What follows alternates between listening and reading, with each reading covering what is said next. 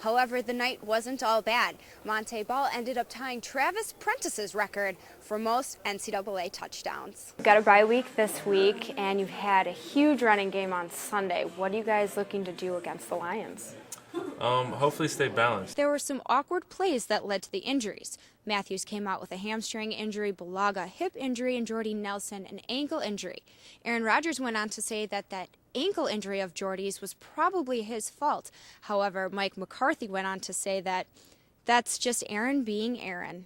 Wisconsin Badgers are trying to wash a bad taste out of their mouth from last week's loss against Nebraska. I'm here with Coach Young from the Catholic Memorial Crusaders. Coach, you're killing it out there today. What's your plan for the playoffs this season? Well, it's all about just winning in advance. Even though the Badgers couldn't put an end to the Buckeyes' undefeated winning streak, they are still guaranteed a spot in the Big Ten championship.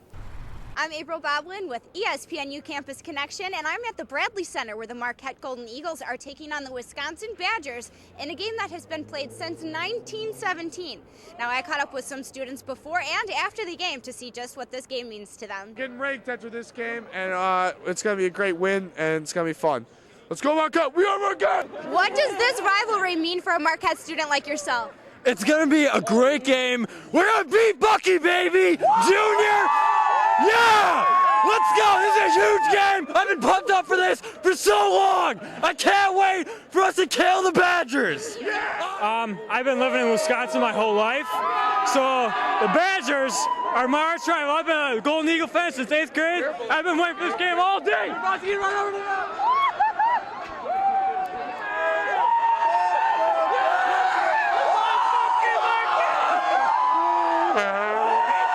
I think this rivalry between Marquette and Wisconsin personally means a ton to me because it's such a huge part of our school. And then for Marquette, it's such a tradition. It's such a huge rivalry. Everybody gets really fired up about it. Oh, this rivalry is huge. I grew up a Marquette fan since the day I was born, so I've grown up on the Wisconsin-Marquette rivalry. It's just, it goes so far back, and it's always so competitive. Marquette-Wisconsin rivalry, this is the most important game to us pretty much of all season. You know, we have kids camping out all night. We've had Badger Hate Week just going on all week, just kids getting really rowdy, really excited for this game.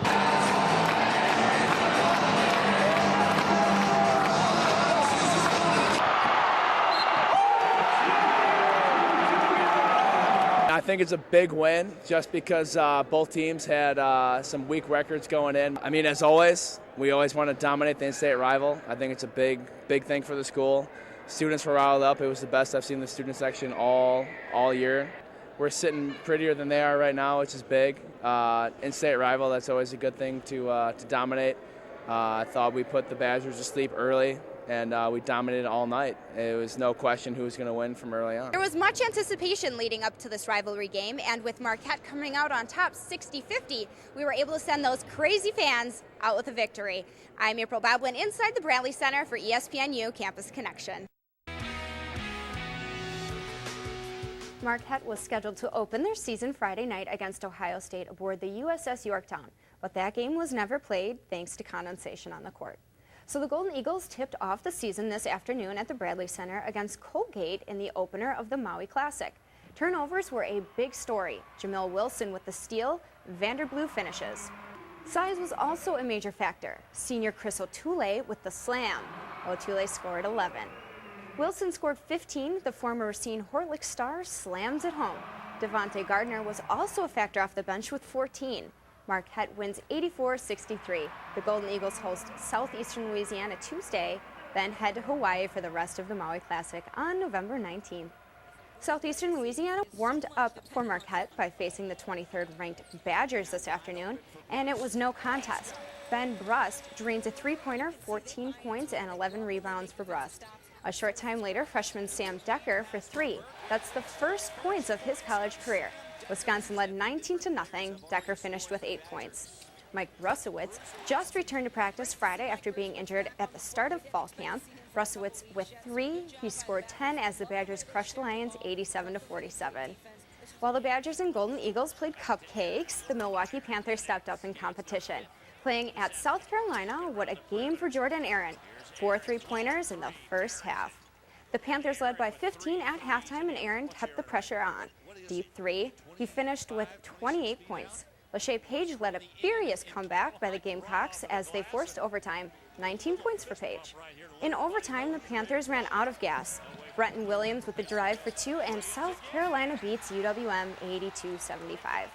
The Packers return to work tomorrow after taking most of the past week off, and it appears Green Bay is prepared to go with tandem running at running back until Cedric Benson returns from injury. Alex Green and James Stark split duties against the Cardinals, and it proved to be an effective tandem. The two combined for 114 rushing yards, with Green adding 25 more on receptions. They settled into defined roles, which may not change anytime soon. It's kind of a feel thing on game day. Like I said, we have certain packages that each guy goes in for. Alex was doing the no huddle snaps, where James, when we huddled, he was the back, and then Alex would come in on third down. So, I think it's good to give those guys a role, let them focus in on that, in particular. And then if one guy does get hot, then maybe we just ride that guy a little bit more than the other. But to keep both backs in there and active in the game and fresh is big.